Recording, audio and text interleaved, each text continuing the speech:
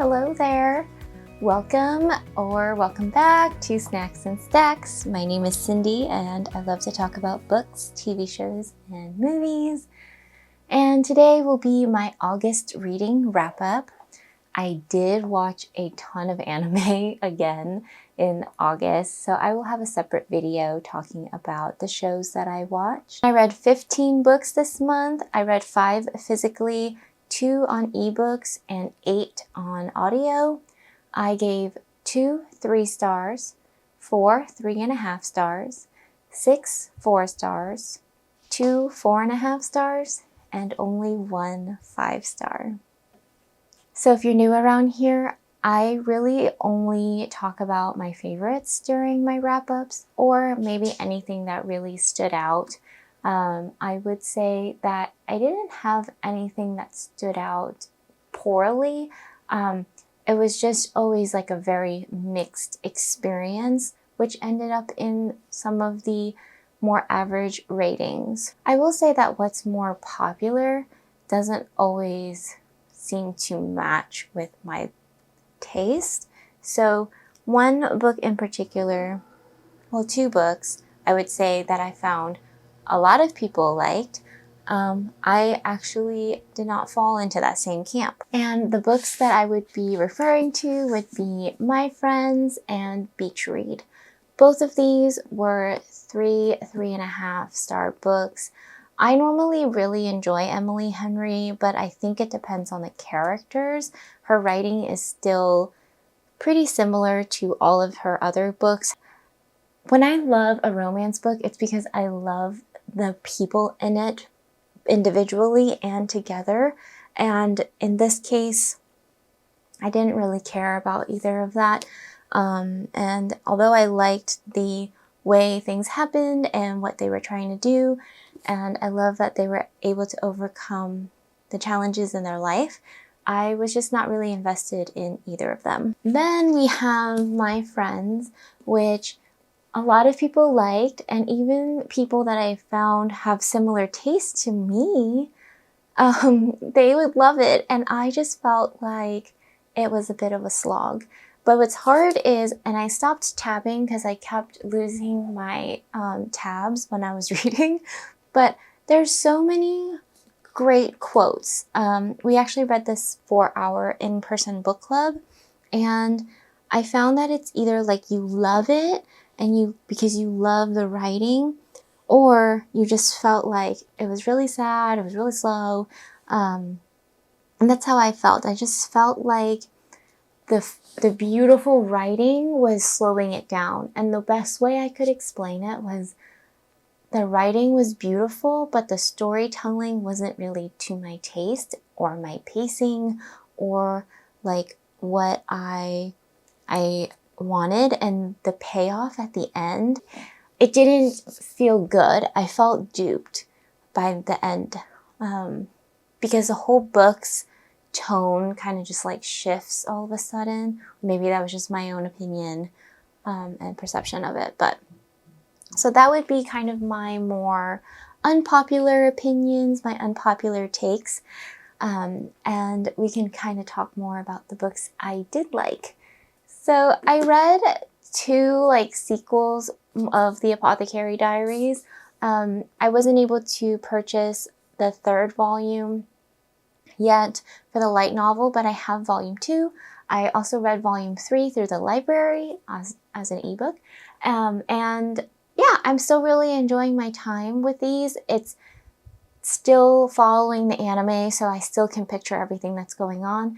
I really do need to keep reading on so I can get to the books that are out of the anime or done or that haven't been animated. They're not on audio right now, so I'm just moving through them slowly because there's just so many other books I'm trying to get to as well.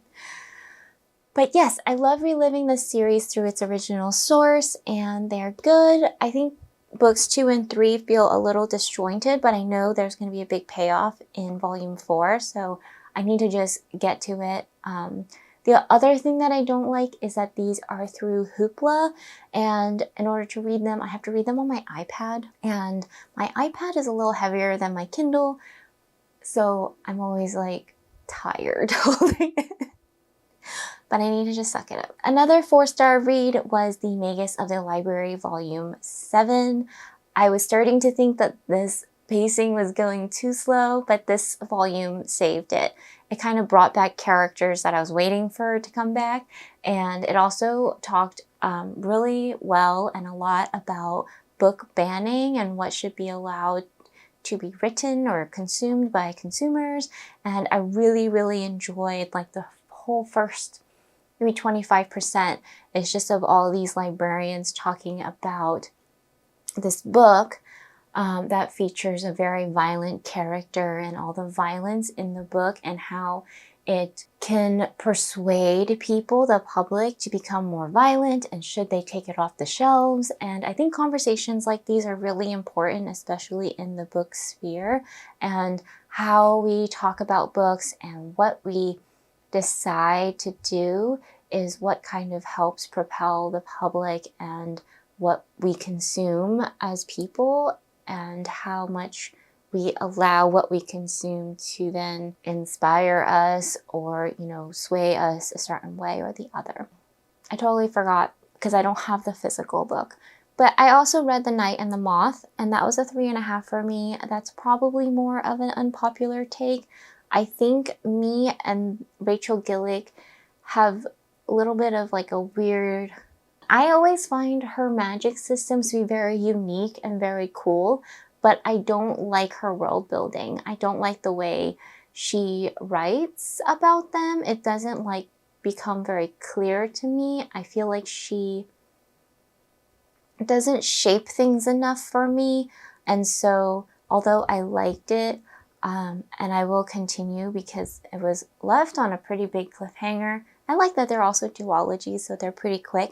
I was debating like so much about getting the Barnes & Noble exclusive edition because I really wanted the edges and all that stuff, and I ended up not getting it, and I ended up being really happy that I didn't have it because then I don't feel like I'm forced to like it because I just thought it was fine. I think it'll be something I just finished through the library. Another 4-star read is this graphic novel. It's a manga, but because it's Korean, they're called manhwas.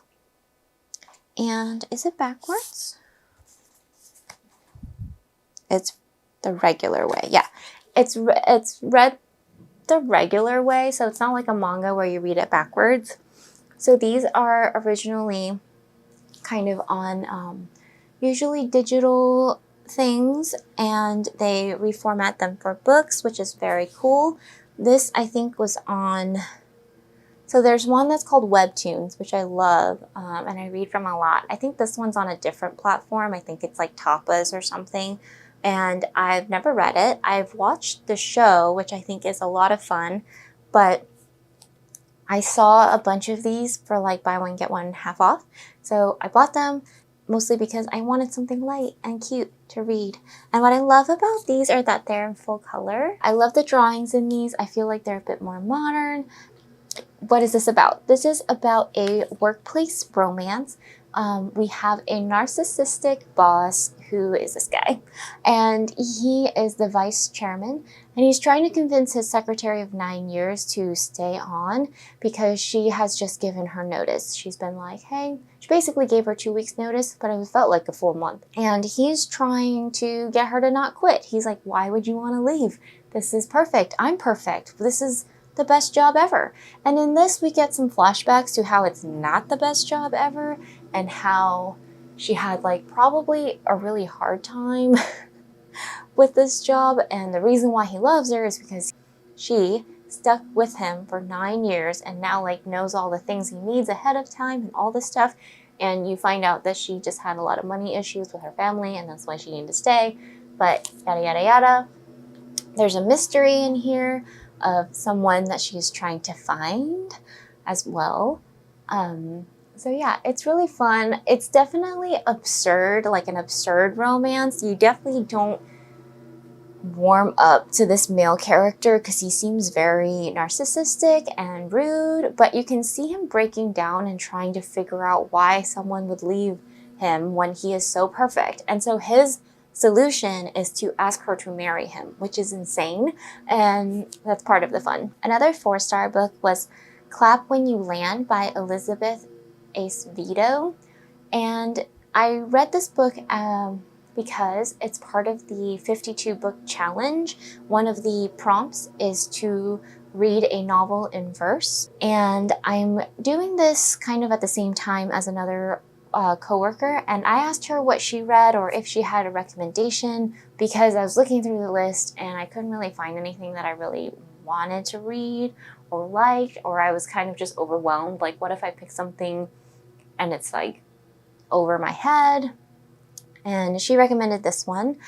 It's about 2 young teenage girls who are impacted by an airplane accident, and these secrets start coming out.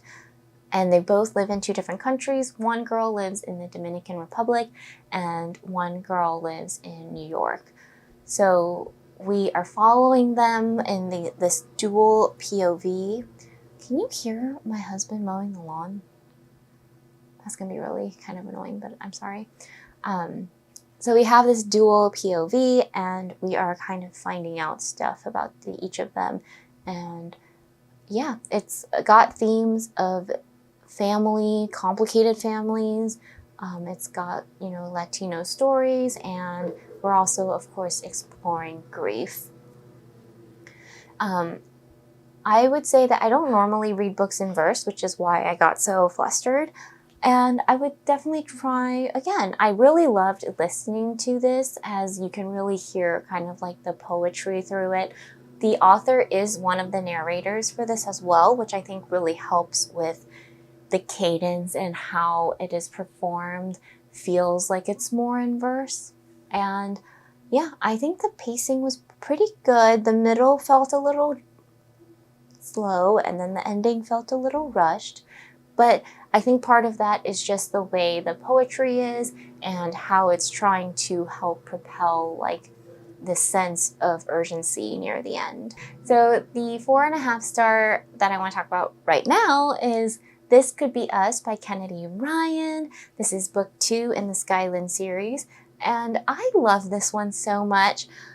Why did I put it as a 4.5? It's just because I wanted a little bit more of the romance. It felt a lot like it was mostly about Soledad. Soledad is a mom to 3 girls, and she finds out something about her husband that like puts their life upside down.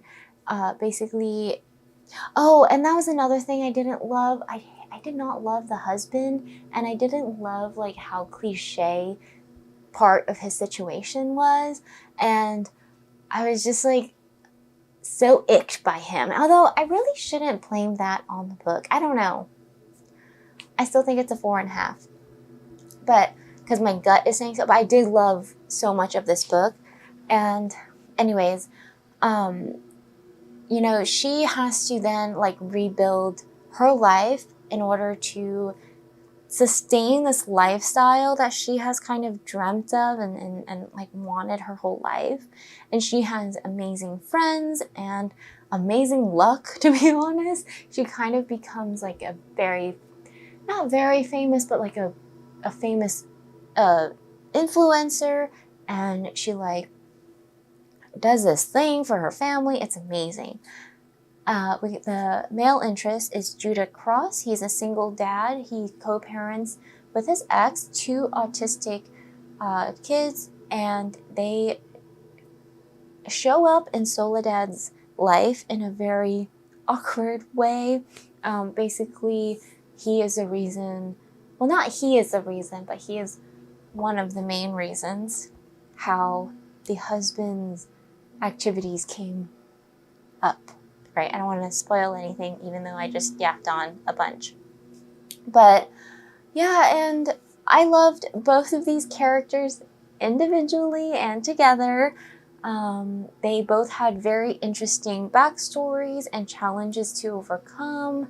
They both are in their 40s, which is fantastic. I love older, mature adults in relationships.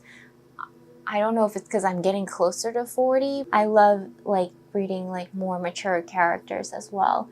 I thought the initial attraction was a bit insta-lovey, but somehow it was written in a way that was less immature and more just like, dang, she hot, which I liked more than just being like, I love you.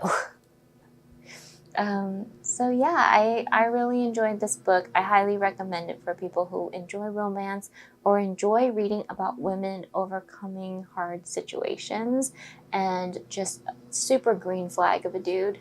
Such a great book. And I think we're at my last set of books, which were all 4.5, 5-star books, and it would be Emily Wilde's. I will have a reading vlog of this. I've started editing it. I'm not done because reading vlogs are a lot longer, but this is a trilogy. I will be purchasing the third Barnes & Noble paperback exclusive, but it's not out yet, so I'm only going to hold it to you and put a little picture of the third one. Or maybe I'll put all three up here. I'm not sure. Emily Wilde is about Emily, who is a Cambridge professor, and she goes into the field to research fairies. In the first book, she is going to Norway, and this is taking place in the 1900s. And so these are all written as journal entries as she is researching and exploring the fae. She is going to this specific small little town because it has been said that they actually have visits from what they called the hidden ones, I believe. Yeah, which are fae that are more human-like, like as tall as we are and such. We also meet fae that are smaller. They're kind of more common fae, and other types of fae and folk in this world as well.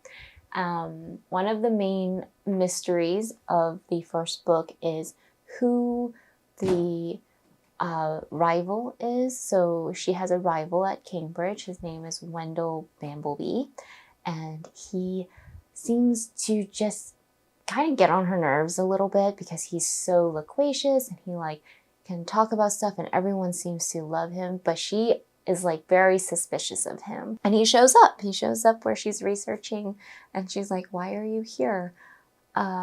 They definitely have a great dynamic with each other and the way they talk to each other. There's a bit of banter there as she views them as rivalries. I would say that he is definitely very smitten by her. I found that to be, evidence from the beginning. The first book, The Encyclopedia of Fairies, I gave a 4.5. It was a great start. I loved both characters. I loved the world building. I loved the fae. I loved how dark and creepy they were and how much they didn't play by the rules. I loved the common fae. I loved just the world that it was starting to build up. It was fantastic. And the second book, that was my 5-star book of the month. I really enjoyed the relationship building. I loved the side characters we got as well. I very much enjoyed this whole experience of her trying to create this map of fairy and finding a certain point in fairyland that kind of helps people travel. Like, it was supposed to be like a vertex or something. I forgot the word now, but it was very cool. I love the new characters we got, and I love the problem that she had to solve and overcome with Emily and Wendell. And then the last book I gave a 4-star. I still really like this series. I still potentially even love this series. I'm a little disappointed by the way it ended. I wanted more of the world, more stuff, and a lot of it felt a little repetitive, and a lot of it felt like there could have been more. I think it is a really good series, and I'm really glad that I read it for my completed series challenge. So yeah, that'll be all my favorite books and some of the more unpopular opinions of mine for August. Please let me know what your favorite books or least favorite books were this month, and happy reading, happy snacking, and I'll talk to you guys next time. Bye.